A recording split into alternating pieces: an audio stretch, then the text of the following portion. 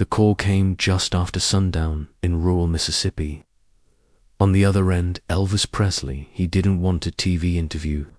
He wanted the tiny toolroom radio station on County Road 8 tonight. If you believe small acts can echo for a lifetime, stay with me. Because what happened in that little studio would stun not just the family, but the entire nation. The farm report had just ended when the phone rang, and the voice on the other end would change the Miller family forever. It was early spring in the mid-1970s, the kind of Mississippi evening where the last light smears gold across the cotton fields and the air carries the faint temps of rain.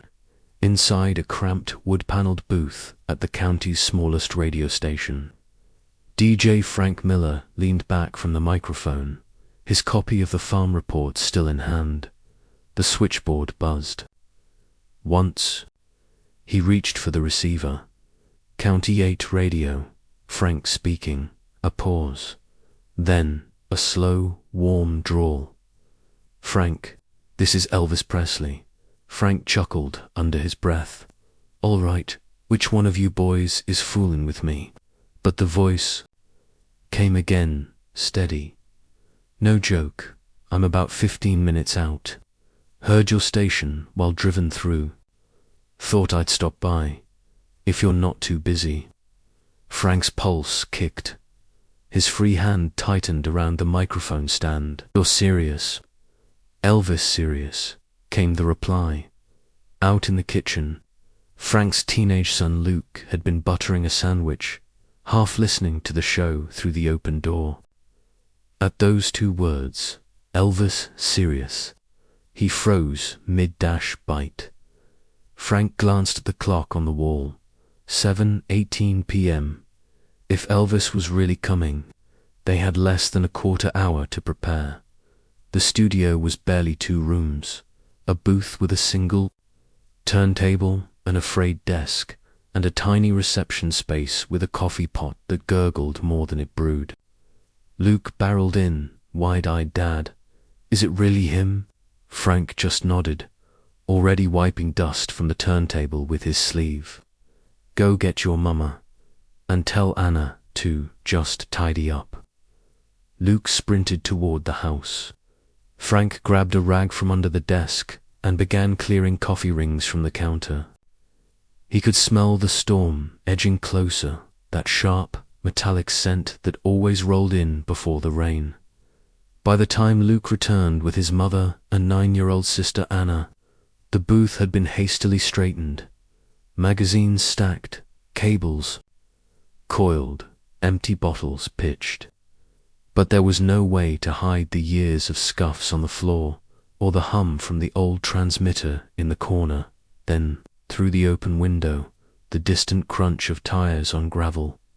Frank turned his head in time to see a long, low Cadillac easing into the lot, its chrome catching the last strip of daylight. The headlight swept across the doorway, spilling into the dim reception area. The driver's door opened, and as Elvis Presley stepped out, dark hair catching the glow of the porch light, his gaze didn't go to Frank or the studio sign, or even the Cadillac behind him. It locked onto the small, frail figure standing barefoot in the doorway. That single glance would decide the course of the night. Before Frank could take a single step toward him, Elvis had already spotted her. Anna stood barefoot in the doorway, the worn boards cool under her toes. Her right arm rested in a cloth sling, tucked close to her chest. The pale blue dress she wore hung loose, a size too big, its hem brushing her knees. She didn't move when the Cadillac rolled to a stop. She just watched. Her breath came in short, uneven pulls, the lingering reminder of a winter illness that had kept her home for weeks. The soft hiss of the studio's old transmitter filled the air between them. Elvis stepped forward, his boots crunching on the gravel. He didn't glance at the station sign or at Frank waiting with his hand out. He moved straight toward Anna. "Hey, sweetheart," he said, his voice dropping low, almost private. Frank blinked. "Mr. Presley, this is..." But Elvis had already knelt down in front of her, bringing himself to eye level. In the porch light, his white jacket seemed to glow. The faint scent of leather and cologne followed him. "You must be Anna," he said softly. She gave a tiny nod and held up the thing she'd been clutching against her chest. A small piece of cardboard, the edges bent, with "Welcome Elvis" written in shaky, crooked red letters. For a moment, Elvis just looked at it. Then he smiled, the slow, genuine kind that starts in the eyes. "Did you make this for me?" Anna's voice was barely above a whisper. Witnesses later recalled that he didn't rush her, didn't glance around for cameras or fans. He just sat there in the doorway, letting her decide what to say next. Inside, the studio smelled of warm vinyl and day-old coffee. The dim light made the dust on the turntable glint faintly. Elvis motioned toward a chair. "Mind if I sit with you before we start?" Anna nodded, sliding onto the edge of the seat. Elvis took the one beside her, resting his elbows on his knees. So they were face to face. They talked about her school, her favorite candy, the songs she liked best. She told him she loved Teddy Bear because it made her laugh. He laughed with her, the sound deep and easy. Frank's producer, peering in from the booth, quietly lifted a Polaroid camera. The soft click and whir barely registered over the low hum of the equipment. Luke leaned against the doorframe, watching the scene like it wasn't real. His father stood frozen for a beat, unsure whether to interrupt. But before Frank could speak, Elvis turned toward him. "Frank," Elvis said, his tone firm now, almost like a stage direction. "Yes, sir." Elvis straightened up, one hand still resting lightly on Anna's shoulder. "Let's make tonight special for her." The words landed like a promise. Frank had no idea that meant Elvis was about to throw out the plan for the night entirely. Whatever Frank expected from Elvis that night, a quick handshake, maybe a short greeting on air, he was wrong. Elvis had something else in mind. Elvis stepped into the booth like he'd been there 100 times. He glanced at the single worn microphone, the old turntable, the coiled patch cables on the counter. Then he looked back at Frank. "Let's do this live," he said. "The whole hour." Frank blinked. "Sir, we don't," but Elvis was already heading back toward the Cadillac. Moments later, he returned carrying a scuffed Gibson guitar case. The leather was cracked in places, its handle darkened from years of use. When he set it down on the counter, the faint smell of cedar drifted into the room. He flicked the latches open with practiced hands. The guitar inside gleamed under the weak overhead bulb, its pickguard worn from decades of playing. "You ready?" he asked Anna. She didn't speak, just smiled and nodded. Frank's single quotes producer hurried to cue the mic. The studio light blinked red, on air. "This is County 8 Radio," Frank announced, his voice shaky. "And we've got a very special guest tonight." Elvis leaned into the mic, his lips almost touching the metal mesh. "Evenin', folks." The first drum rang out warm and full, filling the booth. He started with "Love Me Tender." His voice was softer than the big stage versions, the kind you might hear in a kitchen at midnight. Anna sat beside him, her head resting gently against the curve of the guitar. Outside, the air was cooling fast. Word spread along the back like wildfire. Neighbors called neighbors. Pickup trucks began lining the gravel shoulder. Headlights pointed toward the building. Through the open window, the hum of idling engines mixed with the music. Inside, the station's phone line began, blinking non-stop. Frank's producer waved through the glass, holding up slips of paper with caller names. Some were from 2 towns over. A few were from farther than that. Between songs, Elvis picked up the receiver himself. "Hello," he said, grinning at whatever came through the line.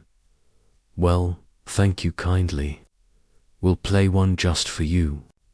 Then he turned back to Anna. "What's your pick, darling?" Her answer was barely audible. "Teddy bear." The smile that spread across his face was instant. "You got it." He launched into it without introduction, bouncing his heel in rhythm. Anna's laughter bubbled out, spilling into the mic. It wasn't just music now. It was a shared moment between the most famous singer in America and a little girl in a sling, carried live to whoever tuned in.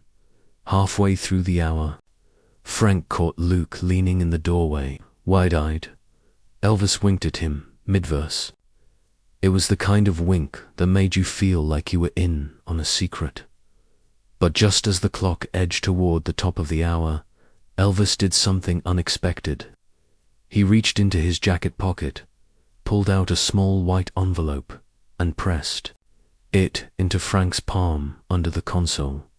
"Don't open it till I'm gone," he said quietly, almost like he didn't want Anna to hear. Frank opened his mouth to ask why, but Elvis was already strumming the opening chords to the night's final song. The music carried them through the last minutes. The booth felt warmer now, charged. Even the faint buzz from the mic cable seemed louder. And then, as suddenly as it began, the last note rang out. Elvis tipped his head in a small bow toward Anna, then toward Frank. Outside, the crowd was waiting. In the cool night air, by morning, the storm had passed. But something heavier still sat in Frank's jacket pocket. The first light of day crept through the kitchen window, pale and thin. The coffee pot hissed and gurgled on the counter. Frank sat at the table, the white envelope in front of him. He hadn't opened it the night before. Part of him still wondered if it was all a dream. Luke shuffled in, hair sticking up, rubbing his eyes. "Are you gonna open it?" Frank nodded slowly. "Yeah, I think it's time." The paper tore softly under his fingers. Inside was a check. The amount written in Elvis's neat script made his chest tighten more than enough to cover Anna's growing stack of hospital bills. He set it down like it might disappear if he blinked too hard. A folded slip of paper was tucked behind it. Frank unfolded it, his hands trembling. "For Anna, keep playing the music." "Elvis," he stared at the words, reading them twice. According to Frank, Elvis had found out about Anna's illness from a local store clerk during a quick stop on his way into town. Somehow, in just a few hours, he'd decided to step in. Luke leaned over the table, eyes wide. "Dad, this is real." Frank nodded again, slower this time. "It's real." By midday, the phone at the station wouldn't stop ringing. A caller who'd tuned in the night before mentioned the moment Elvis had slipped Frank the envelope. "That man's got a heart as big as his voice," the caller said. By the end of the week, a short article ran in a regional paper. Local DJ receives surprise gift from Elvis Presley. It was only a few paragraphs long, but that was enough. Letters began arriving, some from neighboring counties, some from across the state. A few had small bills folded inside. Others were just notes, prayers for Anna, thank yous for sharing the story. One woman sent a crocheted blanket with a card for the girl who made Elvis's smile. Anna kept the note from Elvis in a wooden frame. on the nightstand beside her bed. Sometimes, before turning out the light, she'd hold it and trace the letters with her finger. A week later, Frank was at the station, sorting the day's mail, when he noticed a large brown paper parcel. Number 4. Return address. Just his name in black ink. He brought it home that evening. The weight of it felt strange in his hands. Anna sat cross-legged on the living room rug as he cut through the twine. The paper fell away to reveal a hard-shell guitar case. On the top corner, one unmistakable silver signature. The latches clicked open one by one, and the room seemed to hold its breath. Frank lifted the lid. Inside, nestled in deep red velvet, was a sunburst Gibson acoustic, the same model Elvis had played in the studio that night. The wood gleamed under the living room light, rich amber fading into dark edges. Anna reached out, hesitating before her fingers brushed the strings. A soft chord rang out, warm, alive. Across the pickguard, in silver ink, was written, "To Anna, all my love." EP beneath the neck of the guitar, tucked into the velvet lining, was a single ticket stub.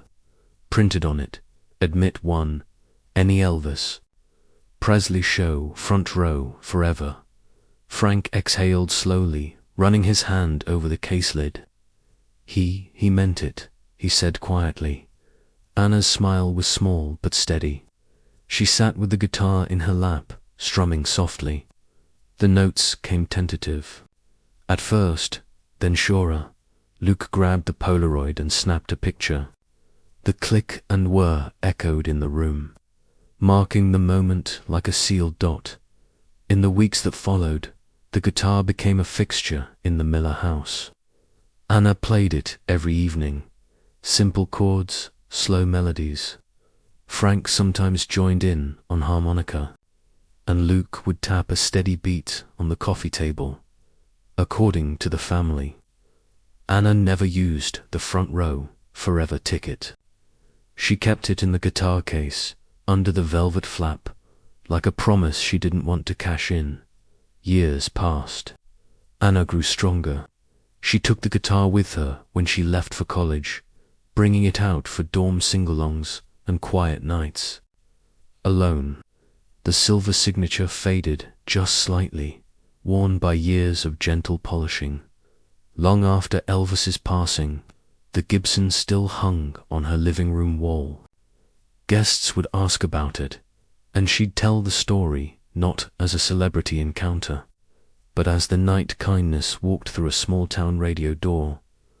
For the Millers, the guitar wasn't just wood and strings. It was a reminder that generosity can outlive fame, that a moment of attention, freely given, can stretch across decades. And somewhere, in the framed note on Anna's nightstand, the ink still read, "For Anna, keep playing the music." Elvis, fame can fill arenas, but kindness can fill a lifetime. If this story touched you, share it with someone who believes kindness is louder than fame. And tell me in the comments, what's the smallest act of generosity you've ever seen change a life?